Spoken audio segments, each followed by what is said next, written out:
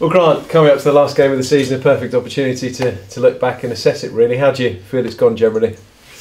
Average, if I'm being brutally honest. I think we've had some good spells. We've definitely had some poor spells. But, we kept ourselves in the mix, really, right up until the Coventry game. Disappointed after that. I knew before the game that Southend and Millwall would have a little wobble. Teams up there always do. But on the day it could have been different.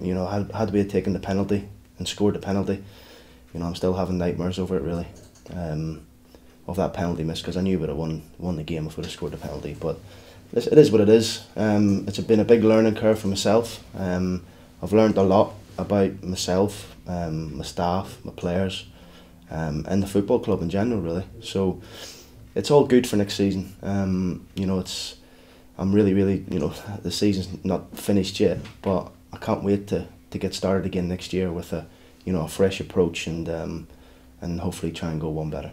Will you look back on this, do you think, is probably the most important year of your career? Because I suppose, as you say, you learn so much and that can shape you as a manager going forward?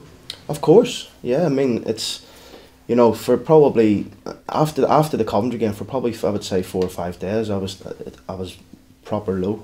I was coming in here every day, and I've been positive all season, and I just knew after that game that it wasn't going to be for us, really, the top 6. But listen, a season's a season. We went through a bad spell after Christmas. We dusted ourselves down. We started to get a couple of wins again. Yes, we weren't in great form, but you never get promoted. Over like 6 months or whatever. It's a full season, and I just felt as if outside people had wrote us off. I kept trying to use that as an advantage with the players. People, saying, listen, people's wrote you off. It's the best place to be. Go and prove people wrong. But it wasn't to be. We didn't lack that belief, I would say, in the changing room. We didn't we lacked the characters who, grab people by the scruff of the neck and say, listen, yes, we've had a bad time of it recently and lately, but we can turn it around. And we did to a certain point. We got a couple of points. We got ourselves back into a place where I thought, we're within touching distance of the top 6, but the Coventry defeat hit us, really. And yes, we've been in half decent form over the last 6 games, but it's too late. And all we got to do now is try to build for next season. We've had a good win in our last game. We played the way, the boys have. We've showed that a few times this year, the way we played against in our last home game. So we need to make sure we take that into Sunday now. Big game, it'll be a full stadium, live on Sky. We've been good on Sky this season, so I'm hoping we can churn out another good one on Sunday. Well, we've discussed some of the lows. I suppose one of the highs would have been the home performance, wouldn't it, against Bolton? You were particularly solid that day, but you had a real threat going the other way as well. I thought one with a bit in hand, really, quite a comfortable victory in the end. I thought we were very good that day. I thought they're a good team, Bolton. They're very, very strong, very experienced. Throw a lot of balls into your box, and especially set plays when the big boys come up, Beavers and Weeder. We had to deal with it that day. We're going to have to deal with it again in abundance on Sunday. But yeah, on the day we were excellent. We want to go there and make sure we try and put a similar performance in, and go there, and I want to finish on a high. I said that if we can finish with 2 wins in our last 2 games, then it's a real positive for me. Getting into next season, and we'll take it from there. And you want to be clinical in every game, of course, but he's being clinical maybe even more important this weekend. They're a solid side. Phil Parkinson's teams generally are. I think 17 clean sheets in the league this season. Their foundation has been built on being very tough to break down. Well, they always are. Phil Parkinson teams. They're always strong defensively, and they've always got a threat. Whether it was his Bradford teams with Hansen and his Bolton team with Medina or Lafondra, they've always got a threat at the top end of the pitch. It's going to be difficult. Yeah, like you say, they've kept 17 clean sheets, but we got to be worrying about ourselves. That's all. If we can play with the attacking intent that we did in our last home game, we can go there and score and maybe score a couple of goals. So I've got no problems with that. What worries me is defensively, we're going to have to be really, really good. We're going to have to be good defensively. We're going to have to be strong and stand up to what they throw against us. Like I said, the set plays and and things like that, because Weeder and Beavers have scored a lot of goals this year, set plays for them. So we're going to have to be really, really good, not just on the first phase but the second phase, because they're very, very dangerous from that. I think they have tended to play three at the back as well at times, and you switched your system, didn't you, to play three at the weekend? It worked. Obviously you beat Bristol Rovers with a good performance, so I guess there's got to be a temptation to stick with it, isn't there, this weekend? Yeah, there is. It's a formation I wanted to look at against Wimbledon, but we didn't have Jack Baldwin available, and I think it suited us. I think it's a formation I think we need to get the right players in to play it, albeit the boys did play it well in the last game, so we possibly may look at it again. It's a formation that it's probably going to take a little bit of time to work on. Certain individuals probably just don't quite understand their roles at the minute, but I thought in the second half the two wing backs understood it even more, Lewis and Leo. They got higher up the pitch and Leo's got 2 goals from it. So it's a formation it'll need work on. It's a formation I think it could suit us, like I say, with the right personnel. Yes, we've got the okay personnel in it at the minute, but with the right personnel, the right recruits, I think it could be a formation that could definitely suit us. Is being a bit of a party pooper this weekend a motivation for you? I mean, no one wants to see the other team sort of celebrating in front of them. Does that inspire the players to go and end their party, their promotion party, really? Yeah, and listen, Bolton, they've had a great season. They're up there because they've been consistent. I think I said the other day, there's not much in the league apart from a top class Sheffield United team.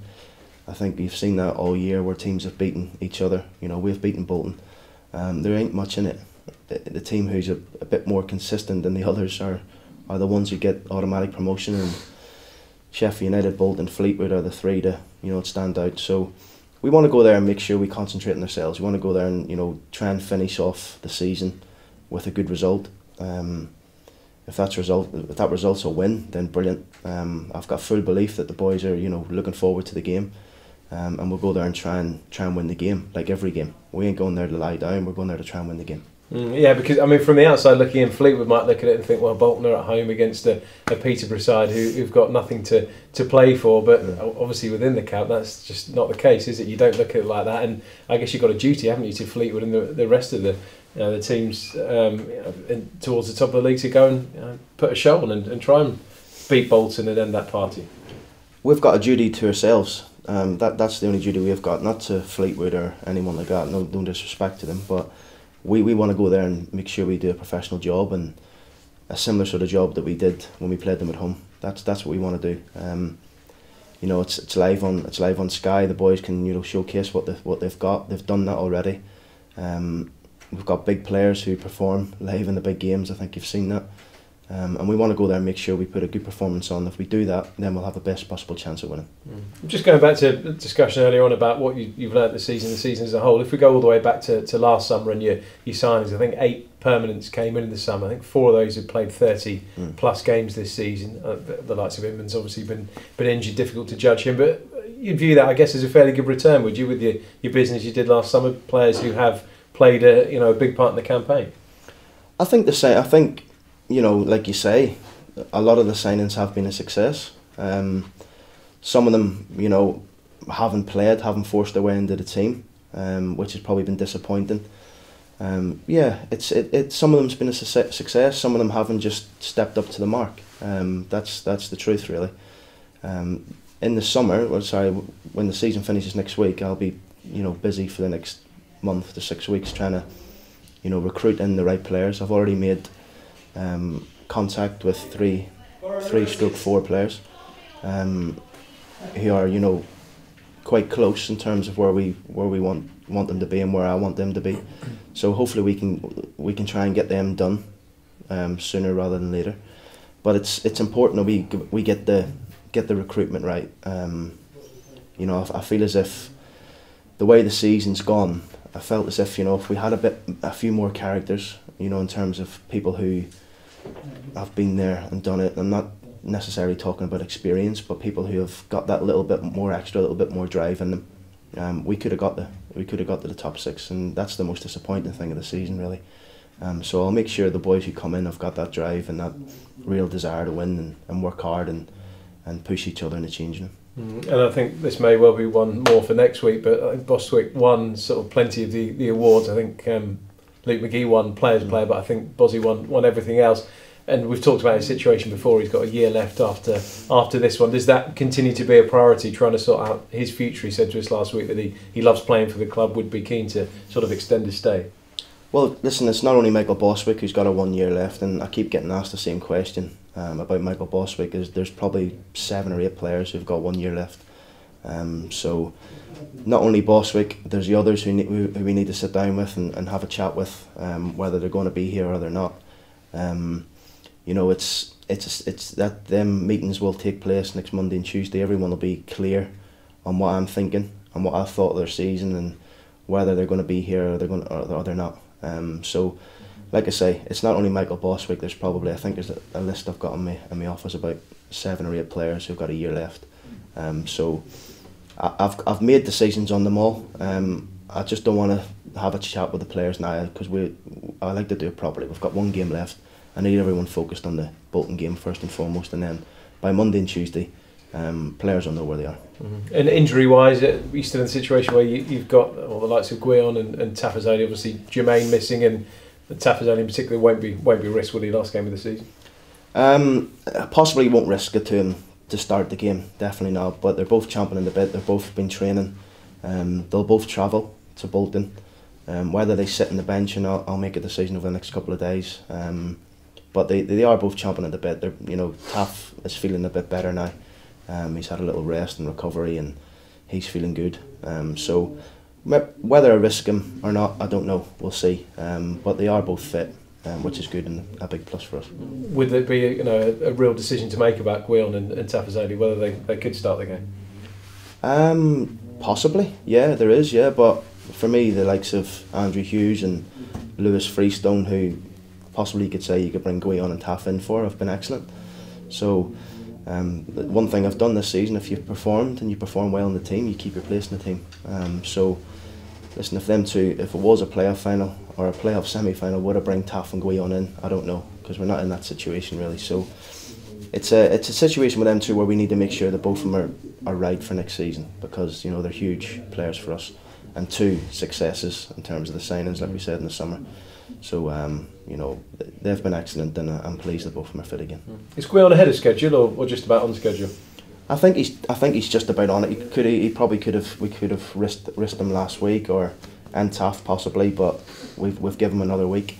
Guion's just desperate to play football, as is Taff. So I think we'll bring the both of them with us to Bolton, and we'll see where they are.